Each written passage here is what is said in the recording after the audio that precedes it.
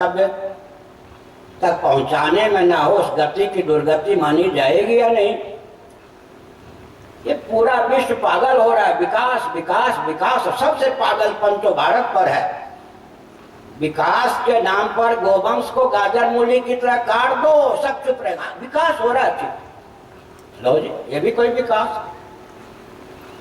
विकास के नाम पर इनके अस्तित्व आदर्श को काट दो, विकास के नाम पर बाउन, ये भी कोई विकास है।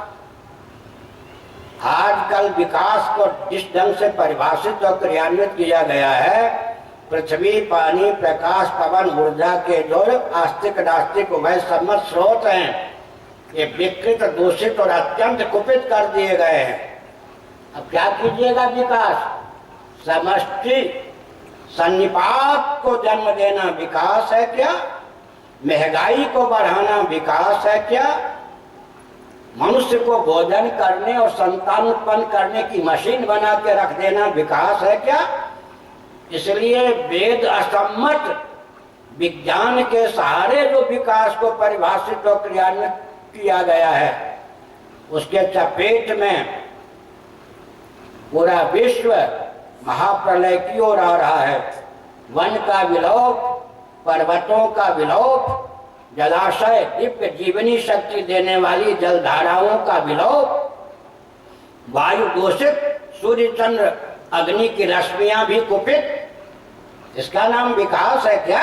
इसलिए विकास के भूत को दूर करने की आवश्यकता है। विकास का पक्षधर मैं भी हूं, लेकिन विकास को समझने की आवश्यकता है। ये जितने विश्व के वैज्ञानिक विकास करने वाले, चिल्लाने वाले आधुनिक महानुभाव है, वेद सम्मत विज्ञान का आलंबन लेकर आप विकास को परिभाषित करो, वो क्रियान्वित करो, तभी विकास के नाम पर विकास हाथ लगेगा, नहीं तो विकास के गर्भ से ही विनाश उत्पन्न हो जाएगा। मैंने संकेत कर दिया व्याख्या में। अब सुनिए, भारतीय संविधान की 25वीं धारा के अनुसार जैन, बौद्ध, सिख ये सब हिंदू परिभाषित किए गए थे। सनातनी और आर्य समाजी ही नहीं, बल्कि जैन, बौद्ध, सिख ये सब के सब भारतीय संविधान की 25वीं धारा के अनुसार हिंदू परिभाषित किए गए थे। सत्ता लोलुप दूरदर्शी राजनेताओं ने क्या किया? इनको बरगला कर धीरे धीरे अल्पसंख्यक घोषित कर दिया। किसी हिंदुओं की किसी इकाई को अल्पसंख्यक घोषित करने का अर्थ होता है छलवल डंके की चोट से अंग्रेजों की कूटनीति का अनुपालन करते हुए हिंदुओं को अल्पसंख्यक बनाना है या नहीं? हम एक उदाहरण देता हूं। एक विशाल वट वृक्ष हो, बरगद का पेड़ हो, उसकी एक एक शाखा को काट दीजिए, बरगद की शोभा तो नष्ट हो जाएगा। ठीक है, छाया देने में, फल देने में समर्थ नहीं रहेगा, जटा भी नहीं रहेगा, लेकिन जीवित रहेगा।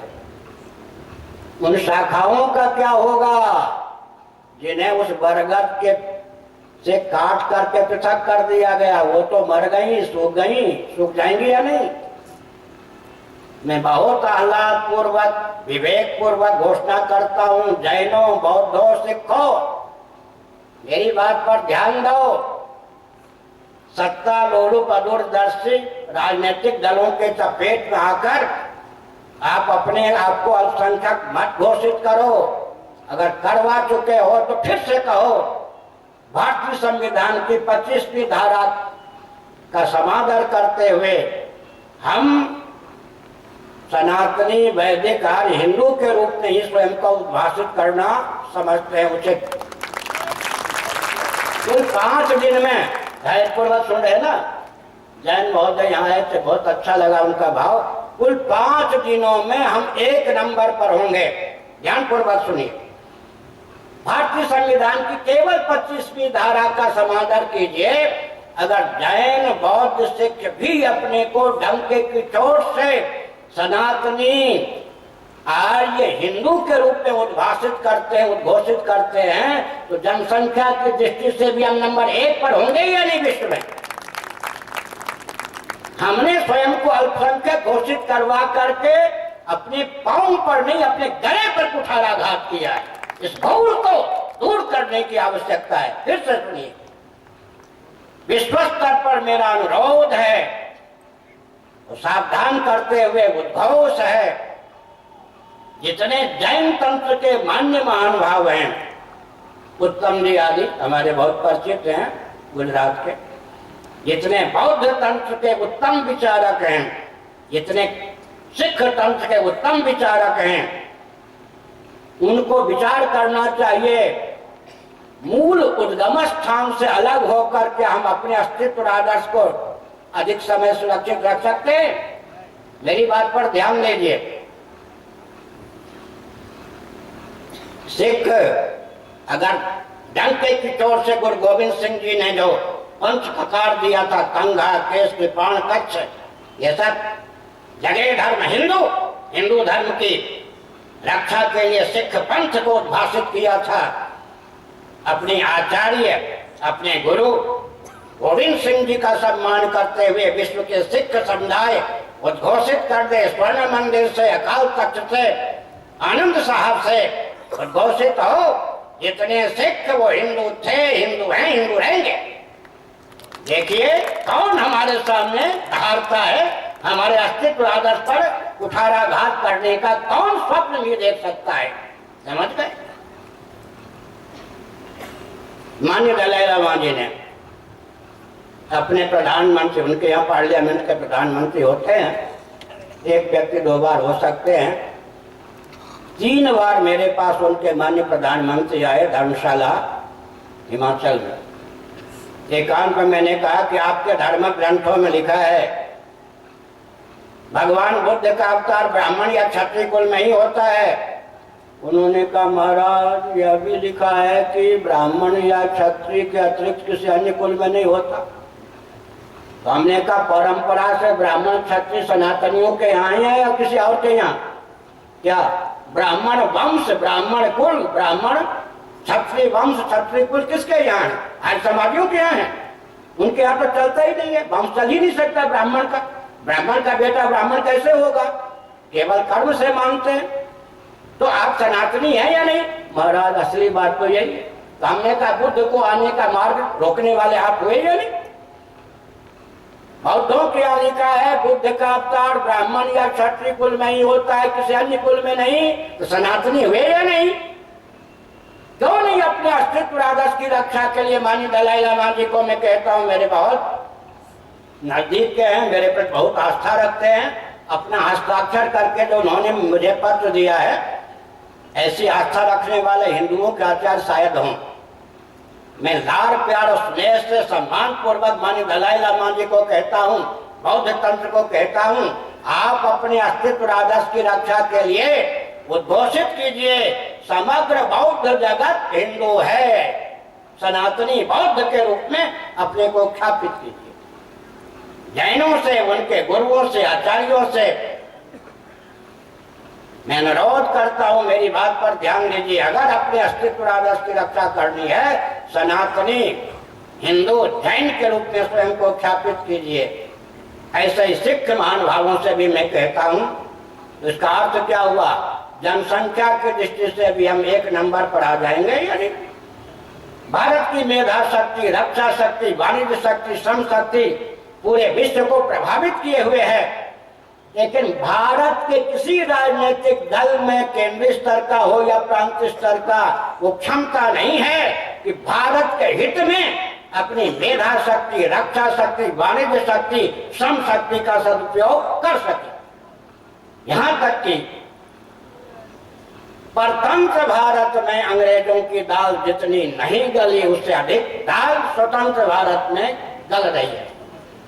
अभी हमारे पास कमिश्नर जी, कलेक्टर जी, न्यायाधीश जी, एसपी जी सब आए थे एक साथ। हमने बहुत उनको प्रेम पूर्वक हंसाया, आह्लादित किया। उनको पता ही नहीं था, बड़े प्रेम पूर्वक सुनते रहे। सैद्धांतिक धरातल पर भारत स्वतंत्र कहाँ हुआ है ही नहीं स्वतंत्र देश भारत। सैद्धांतिक धरातल पर जो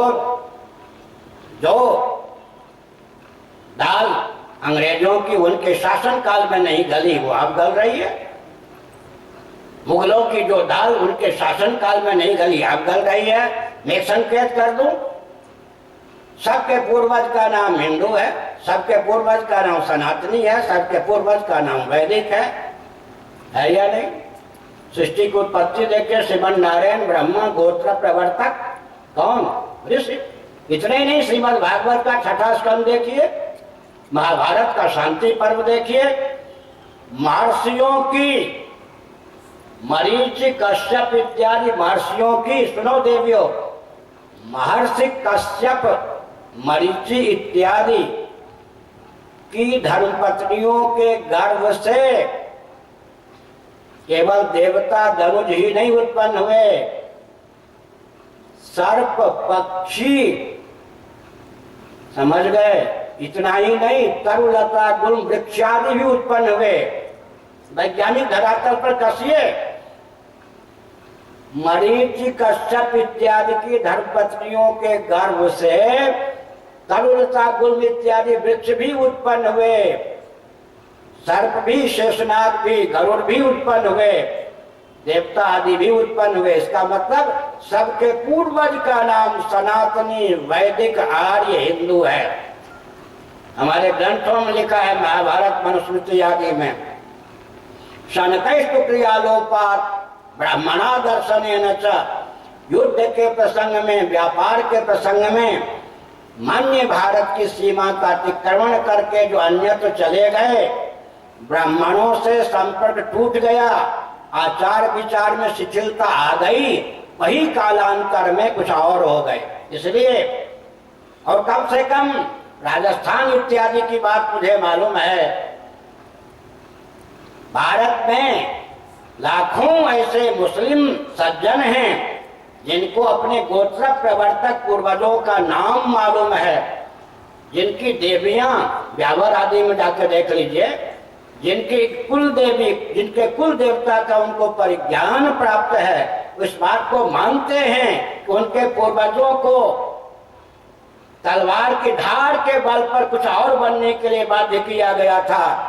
ऐसी स्थिति में मैं एक संकेत करना चाहता हूँ, क्रिश्चियन तंत्र हो, मुस्लिम तंत्र हो, कम्युनिस्ट तंत्र हो, कोई भी तंत्र हो, मैं खुलकर विचार करने के लिए चुनौती दिए बिना आह्वान करता हूँ, वैदिक महर्षियों के द्वारा जो मार्ग दिखाया गया, उसके अतिरिक्त आपके भी कल्याण का कोई मार्ग नहीं है। आज मैंने सभा में कई वर्ष बाद एक संदेश दिया है, पूरा विश्व इस पर ध्यान दे, कम से कम जैन, बौद्ध और सिख, और कम से कम मुसलमानों में वो सज्जन जिनको नाज है, जिनको पता है कि तलवार की धार के बल पर उनके पूर्वजों को कुछ और किया गया, विकृत किया गया, वे, और कम से कम स्वतंत्र भारत में छल बल धमके की चोट से जिन हिंदुओं को क्रिश्चियन बनने के लिए बाध्य किया गया, वे उद्घोषित करें कि हमारे पूर्वज हिंदू थे, हम हिंदू हैं, हिंदू रहेंगे। फिर देखिए क्या होता है, फिर देखिए क्या होता है, समझ गए? सैद्धांतिक धरातल पर तो हम सनातन वैदिक आर्य सिद्धांत के सामने कोई टिक ही नहीं सकता। क्या इस रॉकेट, कंप्यूटर, एटम, मोबाइल के युग में भी विज्ञान किसका अनुगमन करता है? मैं आपको एक कथा सुनाता हूं, घटना सुनाता हूं, सुनिए। बुश महोदय एक बार अमेरिका के राष्ट्रपति हो गए थे, दूसरी बार होने की संभावना थी। उन्होंने एक वक्तव्य दिया, मैंने पढ़ा, हमको हुआ कि क्रिश्चियन समाज बुश महोदय पे टूट पड़ेगा, कोई आलोचना नहीं। बुश महोदय ने क्या कहा?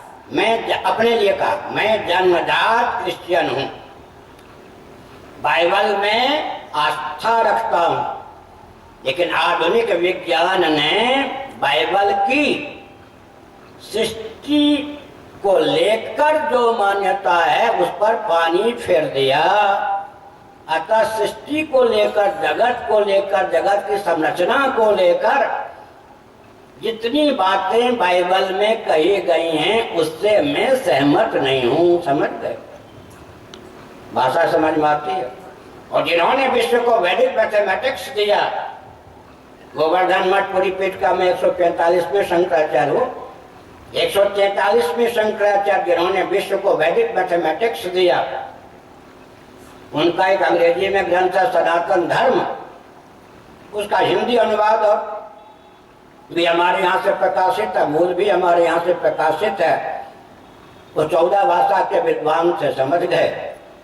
उन्होंने लिखा है कि बाइबल में गीता का जितना अंश चला गया उतने अंश को हटा दीजिए, बाइबल भी बेकार। समझ गए? तो मैंने क्या कहा, मैं संकेत क्या करना चाहता हूं, आखिर बुश महोदय क्रिश्चियन है, उनकी बात तो आप मानेंगे? उनको कहने के लिए बाध्य होना पड़ा कि वैज्ञानिक धरातल पर बाइबल के सिद्धांत खरे नहीं उतरते। मैं नहीं कह रहा, बुश महोदय की पंक्ति को उद्धृत कर रहा हूं। अब आप विशाल वैदिक वाङ्मय को छोड़ दीजिए, केवल 700 श्लोकों वाली गीता को ले लीजिए, जो कि महाभारत का एक अंश है। उसमें सृष्टि परक जो विज्ञान का वर्णन किया गया है, कोई वैज्ञानिक हृदय पर हाथ रखकर शीतल मस्तिष्क से कह सकता है उससे मैं सहमत नहीं हूं। छोड़ दीजिए 700 श्लोकों को। ऋग्वेद के 10वें मंडल में जो नास्ति सूक्तम, केवल 7 मंत्र है, 7 मंत्र, उस पर हमारी बृहद व्याख्या है।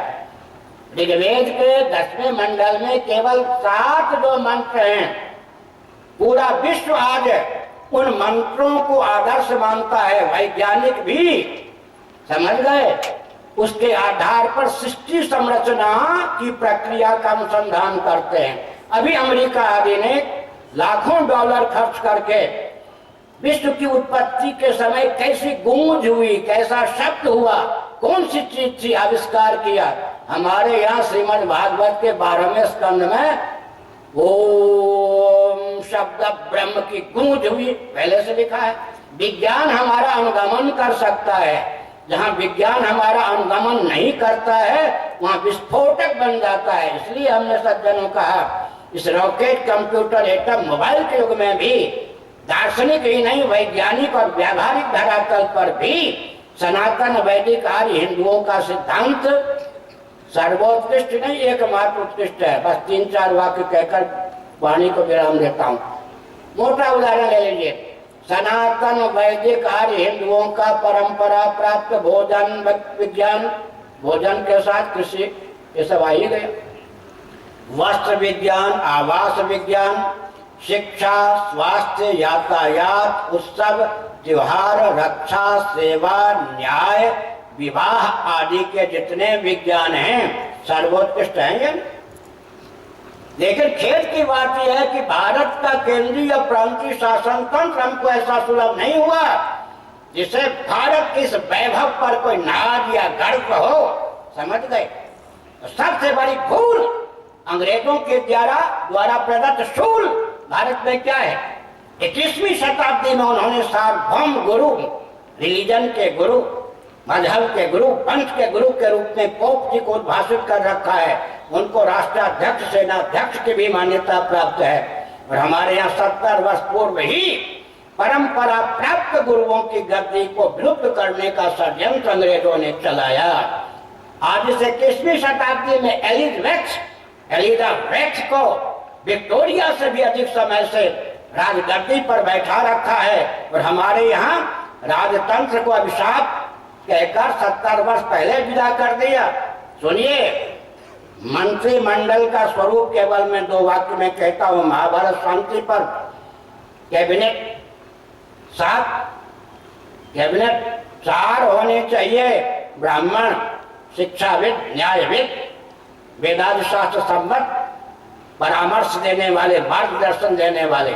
8 क्षत्रिय होना चाहिए मंत्रिमंडल में महाभारत शांति पर, ताकि रक्षा की व्यवस्था चरमरावे नहीं, अराजक तत्वों का दमन हो सके, अराजकता की धारा में बहने के लिए कोई बाध्य न हो सके।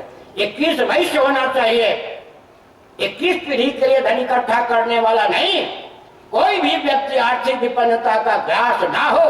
21 वैश्य, 3 शूद्र, सेवा, कुटीर उद्योग, लघु उद्योग के प्रकल्प सबको सुलभ हो, और 1 सूत सांस्कृतिक मंत्री। समझ गए? 4 ब्राह्मण, 8 क्षत्रिय, 21 वैश्य, 3 शूद्र, 1 सूद, ये हमारे यहाँ। और अंत में कैबिनेट मंत्री 5 होना चाहिए। इतना वैज्ञानिक, उसी के द्वारा राम राज्य की स्थापना हुई, धर्मराज की स्थापना हुई। तो हमने कहा ये अंग्रेजों के कूटनीति का मारा हुआ स्वतंत्र भारत है, सैद्धांतिक धरातल पर भारत स्वतंत्र नहीं है। बीज का विलोप सबसे बड़ा अत्याचार है या नहीं? ध्यान गया? अनाज का बीज, मिर्च देख लीजिए, आज भोजन के समय जो मिर्च पाते, इतने से बड़ी मिर्च दी गए, कोई कुछ में करवाहट है क्या? विदेशी अनाज का बीज विदेशी, मिर्च विदेशी, आलू विदेशी, टमाटर विदेशी, सब विदेशी। भारत माने भारत का बीज भी इन राजनीतिक दलों को पसंद नहीं है। समझ गए? ये कैसे राष्ट्रभक्त कहे जा सकते हैं? भारत के बीज से परहेज। यहां तक कि स्वदेशी कुत्ते को ये लोग क्या कहते हैं? आवारा कुत्ता। ये गाली हमारे लिए है या नहीं? हमारा तिरस्कार है या नहीं? स्वदेशी गोवंश को ये लोग क्या कहते हैं? आवारा पशु। ये हमारे लिए गाली है या नहीं? अभिशाप है या नहीं? अंदर से समझकर स्वदेशी नस्ल के जो ब्राह्मण, क्षत्रिय, वैश्य इत्यादि हैं, ये क्या कहना चाहते? आवारा मनुष्य। ये हमारा तिरस्कार है या नहीं? अनाज के बीज हमारे अपने नहीं, तुम्हें बीज से परहेज है। कैसे भारतीय हो? शासन करने योग्य हो क्या? बीज से विद्वेष। और आगे जर्सी सांड के द्वारा हमारे गोवंश के बीज को विलुप्त किया जा रहा है, विकृत किया जा रहा है। इससे बढ़कर अत्याचार क्या होगा? अंत में विवाह की नवीन विधा, प्रथा, प्रोसेस, प्रक्रिया, मेथड को क्रियान्वित करके ब्राह्मण, क्षत्रिय, वैश्य, शूद्र के बीज को विलुप्त किया जा रहा है। ऐसा अत्याचार परतंत्र भारत में हुआ क्या? स्वतंत्र भारत में विकास के नाम पर हमारे बीज को विलुप्त करने का षड्यंत्र।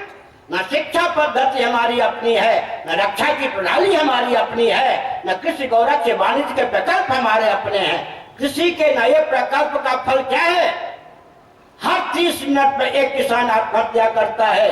कृतयुग में, त्रेता में, द्वापर में 70 वर्ष पहले तक, 50 वर्ष पहले तक किसी किसान ने आत्महत्या की थी। आधुनिक ढंग से कृषि विज्ञान को विकसित करने के कारण 30 मिनट में एक किसान आत्महत्या करता है। कृषि, गौरक्ष, वाणिज्य के प्रकल्प हमारे अपने नहीं, न्याय की विधा हमारी अपनी नहीं, संविधान की आधारशिला हमारी अपनी नहीं। स्वतंत्र भारत में 1 नंबर का नागरिक हिंदू नहीं। ऐसे हम कह सकते हैं कि भारत स्वतंत्र है, घोर परतंत्र है, सैद्धांतिक धरातल पर परतंत्र है। किसको रिझाने के लिए 370 धारा, किसको रिझाने के लिए पर्सनल लॉ, जिनको रिझाने के लिए वो हमको राम मंदिर भी नहीं बनाने देना चाहते। इसका मतलब एक बम का प्रयोग करता हूं, वैचारिक बम, मुसलमानों के हित के लिए। इतने वर्षों तक भारत परतंत्र था कि हमने स्वतंत्रता का अधिकार खो दिया। समझ गए या नहीं? इतने वर्षों तक पहले अमेरिका भी गुलाम था या नहीं? 150-200 वर्ष पहले कोई भी देश विदेशी चंगुल में, विधर्मियों के चंगुल में आकर वर्षों तक परतंत्र या गुलाम रहे, लेकिन अपनी स्वतंत्रता के अधिकार को नहीं छोड़ता है। हमारे मंदिरों को लांछित किया गया, दूषित किया गया। इसका अर्थ यह नहीं है कि हम रामलला के यथास्थान प्रतिष्ठित करने में अधिकृत नहीं रह गए। समझ गए ना? इसलिए मुसलमान सज्जनों से कहते हैं, जो हिंदू राजनेता या बाबा या बाबू राम जी का नहीं हो सकता, वो आपका कैसे हो सकता है? उनको समझ लीजिए, जो हिंदुओं का नहीं हो सकता, राम जी का नहीं हो सकता, बाबा या बाबू या नेता, वो मुसलमान सज्जनों में अनुरोध करता हूं, आपका कैसे हो सकता है? उनकी बात पर विश्वास न करके 3 विभाजन के बाद के भारत में 3 मुसलमान सज्जनों को हमने राष्ट्रपति बनने का अवसर प्रदान किया है। कलाम जी को भू समाधि दी जा रही थी, कब्र में दफनाया जा रहा था। मुसलमानों की अपेक्षा हिंदुओं ने उसमें अधिक भाग लिया या नहीं? ये हमारी उदारता है, दुर्बलता नहीं। एक मुसलमान सज्जन उपराष्ट्रपति हैं, ये हमारी उदारता है। एक मुसलमान सज्जन बीपी सिंह के शासनकाल में गृहमंत्री हुए, अभी उनकी बेटी राज्य कर रही है। हिंदुओं के तीर्थ स्थानों को इस्लामाबाद इत्यादि घोषित करवा रही है, उसके पीछे भाजपा खड़ी हुई है। भाजपा को सावधान होना चाहिए। साथ ही साथ मैं संकेत करना चाहता हूं, नरसिंह राव के शासनकाल में एक मुसलमान सज्जन सुप्रीम कोर्ट के चीफ जस्टिस बनाए गए। अनेक मुसलमान सज्जन राज्यपाल और मुख्यमंत्री हैं। यह सब हिंदुओं की उदारता है, दुर्बलता। मुसलमान सज्जनों के हित के लिए मैं अवसर दे रहा हूं। जैसे पारसियों को पूर्वजों को भारत ने स्थान दिया, आज तक पारसियों ने कृतज्ञता का परिचय नहीं दिया है। हमने उनको टाटा जैसे समृद्ध बनने का अवसर दिया। उसी प्रकार भारत के मुसलमानों, आप कृतज्ञता का परिचय दीजिए और बन सके तो पाकिस्तान, बांग्लादेश, अरब राष्ट्र में भारत के हिंदुओं की उदारता की अनुकृति करके किसी हिंदू सज्जन को राष्ट्रपति बना के दिखाइए, तब तो हम समझ गए। और हमने तो आपको रिझाने के लिए 370 धारा, क्या क्या धारा, अपने गले में फंदे डाल करके भी आपके साथ हमने अन्याय नहीं किया। अब आपके द्वारा हमारे साथ अन्याय ना हो। रामलला का मंदिर जहां बनना चाहिए वहीं बने। मस्जिद नाम लेना छोड़ दीजिए, बाबर का नाम लेना छोड़ दीजिए। राम जी के साथ न्याय कीजिएगा, आपका भला होगा, आपका खुदा भी आपको अच्छा करेगा। हर हर बात।